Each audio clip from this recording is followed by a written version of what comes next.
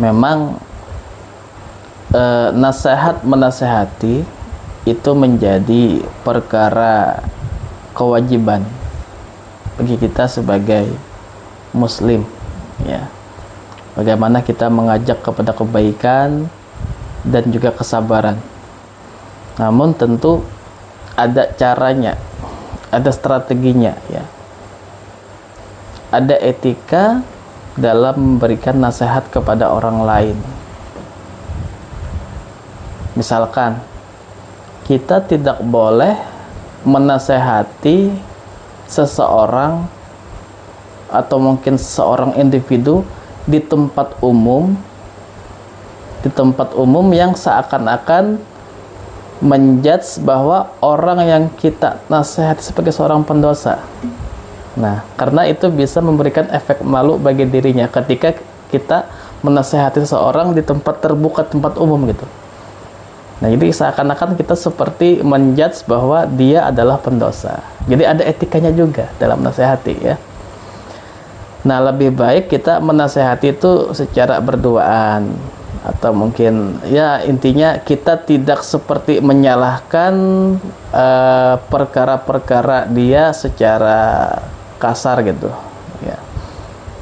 Kemudian bagaimana jikalau yang kita nasihati ini tidak masuk, tidak mau menggubris, bahkan harus dikasari gitu, ya. Nah, tentunya proses dalam memberikan nasihat itu adalah amal kebaikan kita. Perkara hasil kita serahkan kepada Allah, ya.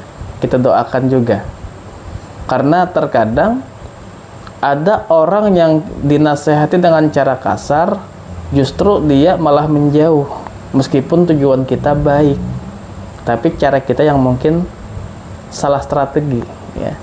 Jadi kita tidak melihat secara hasil, yang paling penting kita selalu berusaha mengajak teman-teman kita atau mungkin keluarga kita ke arah kebaikan. Proses itu menjadi nilai ibadah yang sangat berharga bagi kita, ya. Perkara hasil kita serahkan kepada Allah, kita doakan juga, ya. Nah, tentunya di sini hikmahnya adalah berdakwah atau mungkin memberikan nasihat tentu ada etikanya. Karena kalau bahasa Banjarnya itu kan memadahi orang di tempat terbuka, nah itu kan seakan-akan kayak menganggap dia tuh pendosa di tempat terbuka. Mungkin niat kita betul, tapi strateginya yang salah, atau mungkin etika kita yang tidak pas dalam memberikan nasihat, ya. Nah, jadi intinya proses tetap kita jalankan, masalah perkara hasil kita serahkan kepada Allah. Yang penting kita terus berusaha mengajak diri kita, teman-teman kita, keluarga kita ke arah kebaikan. Seperti itu, ya, mudah-mudahan bisa terjawab. Ya.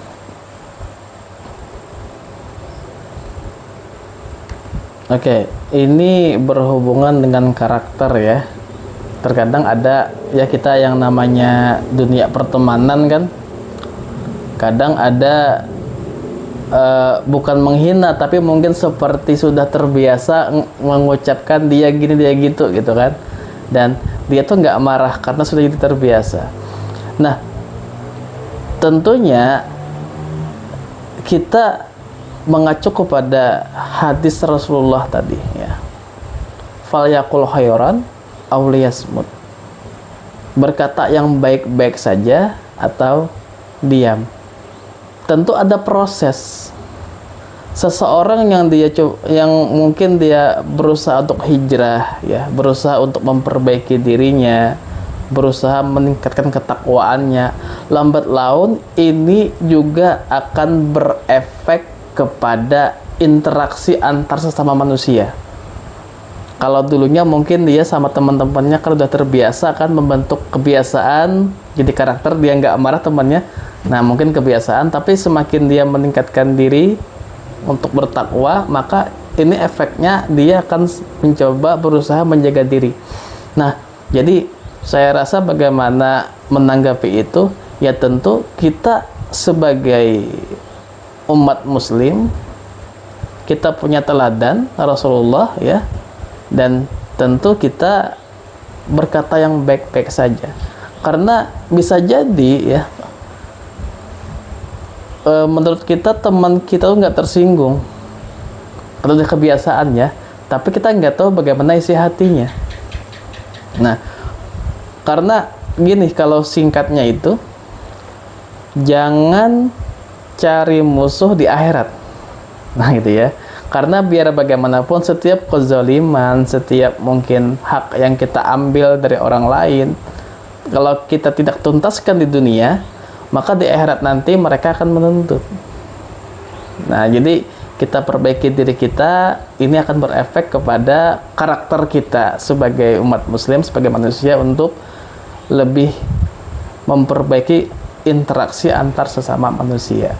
Nah, seperti itu ya, mudah-mudahan bisa terjawab. Ya.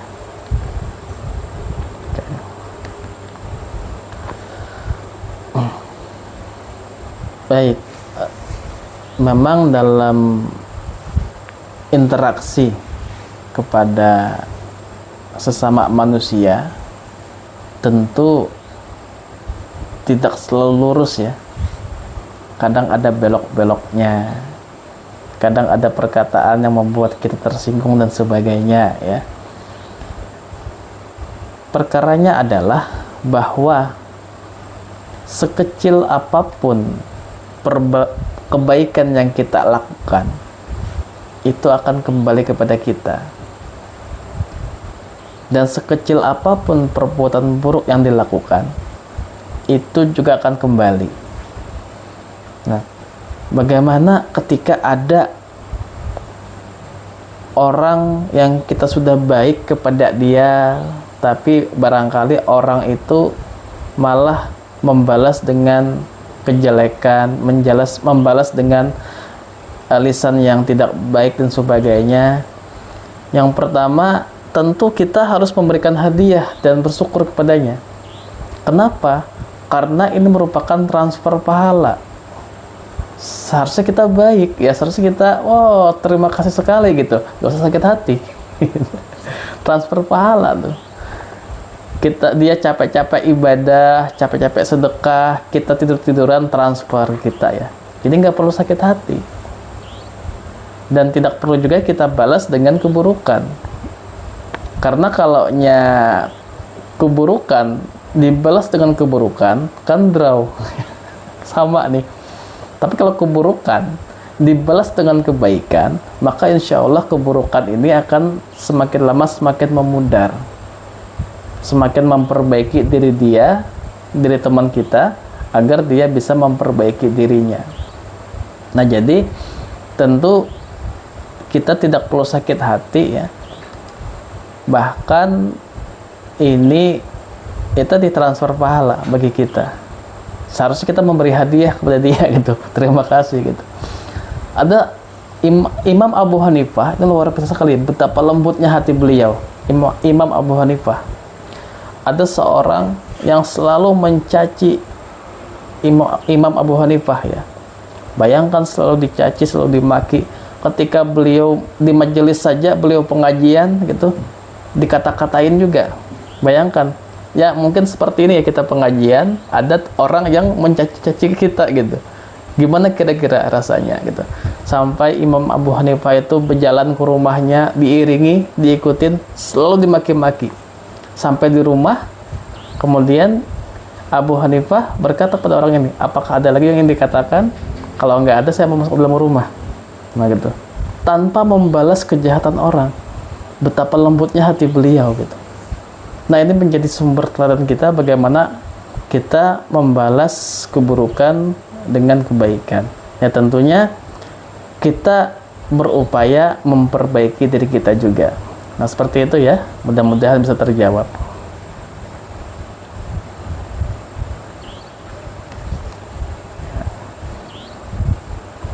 Baik. Yang pertama, kita lihat dulu kenapa orang ini membuli. Penyebabnya apa dulu? Jikalau ada perkara yang memang kesalahan yang kita lakukan, sehingga dia menyebarkan kesalahan-kesalahan kita, Contohnya kita berbuat salah nih. Kemudian ada orang yang membuli kita lewat menyebarkan kesalahan-kesalahan kita. Yang pertama tentu kita harus introspeksi diri dulu. Introspeksi diri karena manusia itu terkadang tidak lepas dari kesalahan. Yang paling baik adalah ketika dia berupaya memperbaiki kesalahan-kesalahan dari dirinya. Nah, tentu ketika kita dibully lewat lisan dan perkataan, kita jangan balas bully. Ya, memperbaiki diri saja, fokus perbaiki diri ya. Bahkan gini ya, mau tahu orang yang paling sibuk mikirin kita adalah orang yang selalu membuli kita gitu. Kita sedang tenang-tenang tidur, dia masih mikirin kita gitu. Nah, kita tuh artinya idola dia. Kenapa? Karena dia selalu mikirin kita. Bahkan tadi setiap kezaliman itu pasti akan kembali kepada dirinya. Nah, tugas kita jangan sampai balas bully, itu aja. Ya, terus memperbaiki diri ya. Karena tadi seperti yang saya katakan, itu insya Allah menjadi transfer pahala. Tugas kita hanya memperbaiki diri, kemudian berkata-kata yang baik. Kalau nggak bisa, cukup diam. Nah, gitu saja ya. Nah, semoga bisa terjawab. Ya. Bagaimana cara terbaik untuk menasihati seorang murid SD yang sudah terbiasa berbicara toksik? Nah, memang anak itu terbentuk selain dalam keluarganya, kemudian lingkungannya, dan zaman sekarang juga bisa terbentuk kelakuannya lewat media yang dia tonton, media yang dia dengar dan sebagainya, menjadi semacam inspirasi pembentukan karakter bagi dirinya dari anak ini. Nah, memang bagaimana cara terbaik untuk menasehati seorang anak, artinya anak-anak ya yang suka berbicara toksik? Tentu ketika dia berbicara, balasan kita dengan cara menasehati. Menasehati anak-anak tentu berbeda dengan menasehati orang tua. Sangat beda sekali ya. Meskipun guru sudah berusaha memberikan contoh yang baik, memang nasihat terbaik itu adalah sumber keteladanan. Tapi tentu kita harus mencari tahu dulu penyebab kenapa sampai anak ini suka berbicara toksik ya. Nah, ketika media yang memang merubah kelakuannya, maka bagaimana pihak keluarga dalam memberikan keteladanan juga memfilter media-media apa yang dia tonton, yang dia dengar, yang dia perhatikan, sehingga merubah kelakuannya. Nah, dan tentu seperti yang saya sampaikan bahwa tugas kita adalah memberikan contoh, memberikan kebaikan, kemudian mendoakan dia juga. Masalah hasil serahkan kepada Allah, masalah hasil ya. Karena kita nggak bisa merubah karakter orang dengan cepat. Misalkan udah terbiasa bicara toksik nih, kita nasihati sekali langsung berubah, mungkin nggak seperti itu. Yang penting terus ulang, lembutkan hatinya, ya mudah-mudahan ke depan dia bisa berubah menjadi anak yang baik. Nah, seperti itu ya, mudah-mudahan bisa terjawab.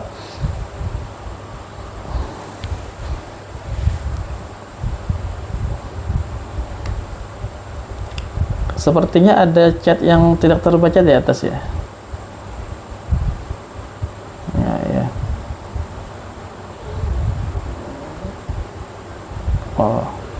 Oke, baik. Yang pertama, ketika kita dibanding-bandingkan dengan orang lain, maka ini menjadi ibrah, menjadi pelajaran bagi kita. Kira-kira apa prestasi ya dari orang yang dibandingkan itu, dan kita berusaha untuk meniru contoh-contoh yang baik.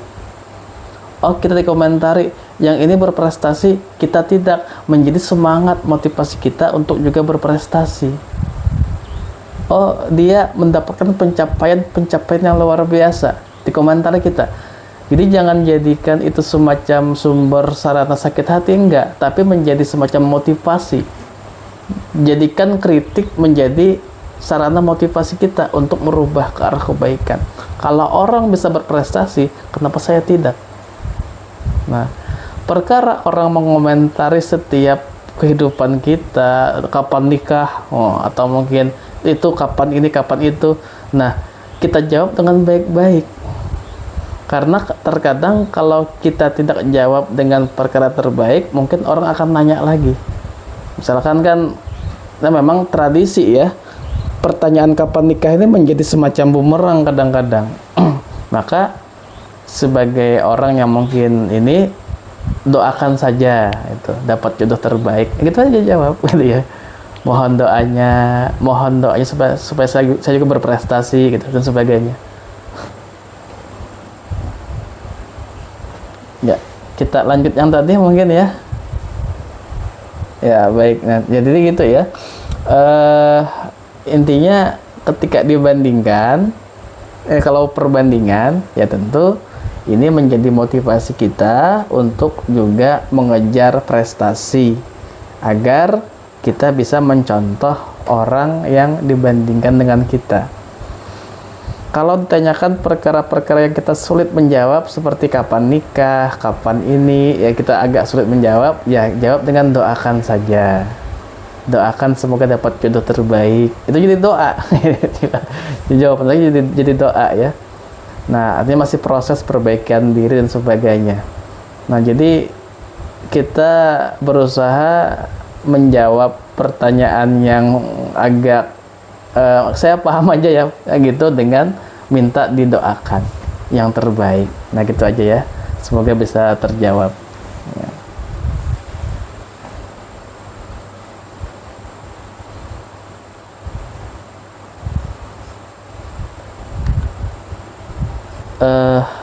Tentu ada tips ya, bagaimana cara kita dalam menaikkan iman. Yang pertama, pelajari fadilah-fadilah, keutamaan amal yang kita dapatkan kalau kita beramal ini. Misalkan, kenapa sedekah gitu. Kita pelajari fadilah-fadilahnya. Karena dengan sedekah itu menjadi sumber rezeki. Mana kasat sadaqatu min mali, tidak akan berkurang harta yang disedekahkan. Kenapa menjaga sholat 5 waktu? Karena selain sebagai ibadah wajib ya, ini juga menjadi pengantar kita dalam mencegah perbuatan keji dan mungkar. Kemudian juga menjadi sumber penolong kita, jadi nutrisi kita. Oh, kenapa sholat subuh berjamaah, sholat sunnah sebelum sholat subuh berjamaah gitu? Karena kita seakan-akan kenjarannya seperti memiliki dunia dan segala isinya. Nah, itu yang pertama ya. Pelajari fadilah-fadilahnya dulu, fadilah-fadilah, sehingga membangkitkan motivasi kita dalam beribadah. Ketika ibadah kita termotivasi, semakin meningkat takwa kita, tentu iman semakin naik. Nah, kemudian juga perkara apa yang terkadang menjerumus kita atau mungkin menurunkan iman kita? Perbuatan dosa, perbuatan maksiat. Maka kita berupaya untuk menghindari perbuatan-perbuatan dosa yang bisa mengurangi iman kita. Tentu kita harus punya strategi ya. Waktu ini kan 24 jam sehari. Bagaimana kita memanajemen waktu kita untuk senantiasa beribadah. Memang ada ibadah yang ditentukan waktunya. Sholat 5 waktu wajib kan ditentukan waktunya. Nah, kemudian juga kita coba isi lagi waktu dengan perkara-perkara ibadah. Misalkan zikir setiap waktu. oh lupa, zikir lagi, lupa, zikir lagi, terus diisi waktu dengan berzikir. Nah, maka seakan-akan setiap desah napas kita itu diselingi dengan ibadah. Maka ketika ibadah meningkat, iman pun juga akan meningkat. Bahkan jikalau iman meningkat, ini akan berefek kepada hablum minas tadi, interaksi antar sesama manusia. Nah, seperti itu ya, mudah-mudahan tipsnya bisa kita sama-sama kita bisa amalkan.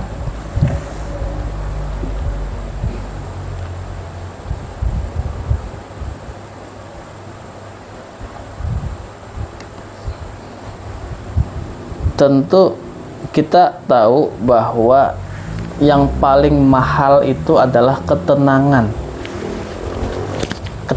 diri, ketenangan batin. Dan ketenangan itu akan kita dapatkan jikalau kita menjadi orang yang baik, baik akhlaknya, baik perilakunya, ya, baik sikapnya. Maka jangan bosan menjadi orang baik, karena cara memperbaiki akhlak itu adalah berupaya menjadi orang yang terbaik. Min lisanihi wa yadihi. Jangan sampai lisan kita menyakiti orang lain, dan jangan sampai tangan kita menyakiti orang lain.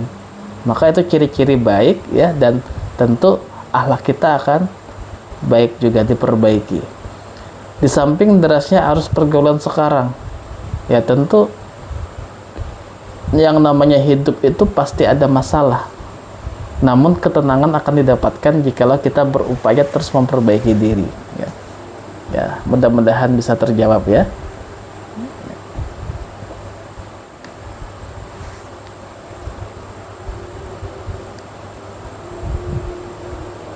Yang pertama saya jelaskan dulu bahwa hutang itu mubah, boleh, tapi ini perkara yang perlu diperhatikan ya.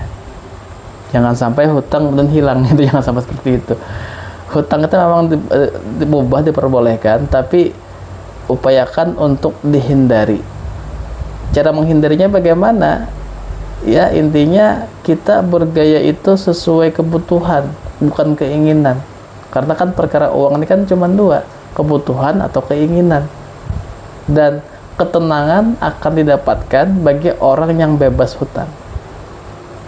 Hutang itu terkadang memang terjadi, tapi yang tidak boleh itu adalah ada unsur ribanya di dalam.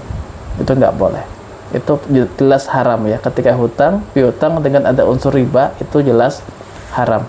Nah, tentu harus kita hindari. Perkaranya apa? Bagaimana jikalau ternyata yang kita hutangi itu digunakan untuk hal yang haram, tapi dengan kondisi kita nggak tahu ya, maka insya Allah ini dimaafkan ya, dimaafkan karena kita posisinya kan nggak tahu ini untuk apa. Yang paling penting adalah kita mencatat ada kesepakatan hutang ini kapan dibayar dan wajib untuk dibayar.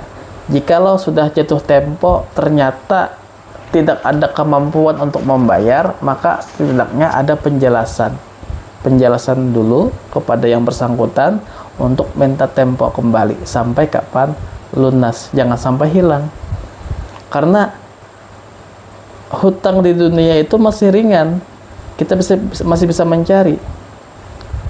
Yang berbahaya adalah ketika hutang tidak lunas di dunia dan kita bawa ke akhirat, itu yang berbahaya.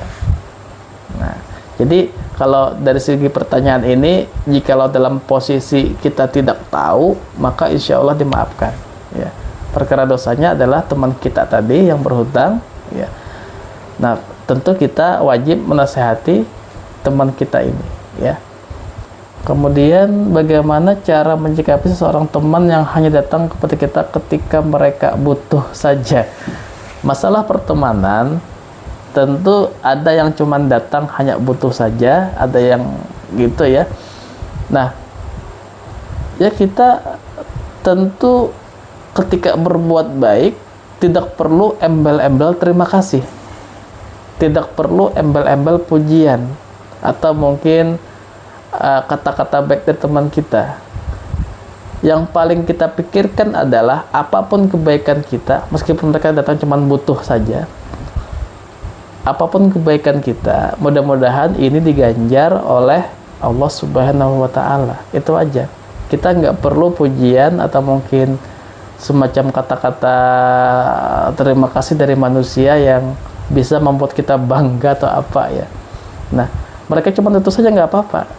Jangan bosan kita untuk berbuat kebaikan. Nah, itu saja ya, mudah-mudahan bisa terjawab.